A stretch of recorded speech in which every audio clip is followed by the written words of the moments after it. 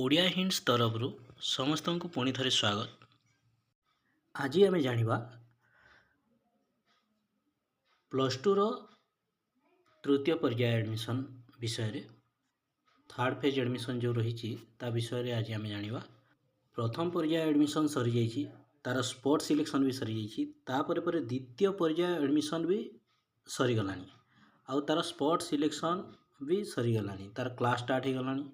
ତ ବର୍ତ୍ତମାନ ଅକ୍ଟୋବର 3 ତାରିଖରୁ ପୁଣି ଥରେ ନୂଆ ଆଡ଼ମିସନ୍ ପାଇଁ ଆବେଦନ କରିପାରିବେ। ଯେଉଁମାନେ ଆଡ଼ମିସନ୍ କରିନାହାନ୍ତି, ଯେଉଁମାନଙ୍କର ଆଡ଼ମିସନ୍ ହେଇନି ପ୍ଲସ୍ ଟୁରେ, ସେମାନେ ପୁଣି ଥରେ ଆବେଦନ କରିପାରିବେ ଅନଲାଇନ୍ ମାଧ୍ୟମରେ।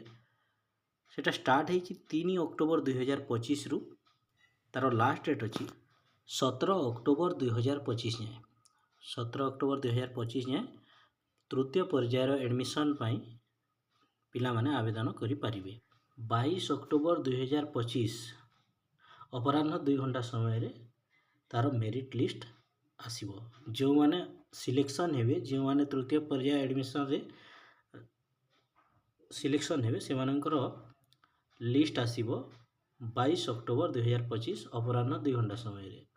ତାପରେ 23 ଅକ୍ଟୋବରରୁ 28 ଅକ୍ଟୋବର ଯାଏଁ ଯେଉଁମାନେ ସିଲେକ୍ସନ୍ ହେଇଥିବେ ସେମାନଙ୍କର ଆଡ଼ମିସନ୍ ହେବ।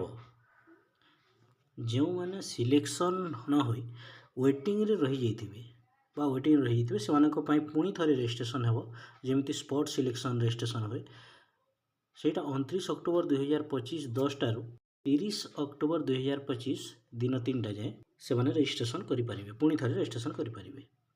ଏବଂ ତା'ର ଫାଇନାଲ୍ ଲିଷ୍ଟ ଆସିବ 30 ଅକ୍ଟୋବର 2025 ଅପରାହ୍ନ 4ଟା ସମୟରେ। ଆଉ ସେଇମାନଙ୍କର ସିଲେକ୍ସନ୍ ହେଲା ପରେ ଆଡ଼ମିସନ୍ ହେବ 31 ଅକ୍ଟୋବର 2025ରେ। ଆଜି ପାଇଁ ଏତିକି। ଏମିତି ଅନେକ ସୂଚନା ପାଇବା ପାଇଁ ଆମ ଚ୍ୟାନେଲ୍ ଓଡ଼ିଆ ହିଣ୍ଟସ୍କୁ ସବସ୍କ୍ରାଇବ୍ କରନ୍ତୁ।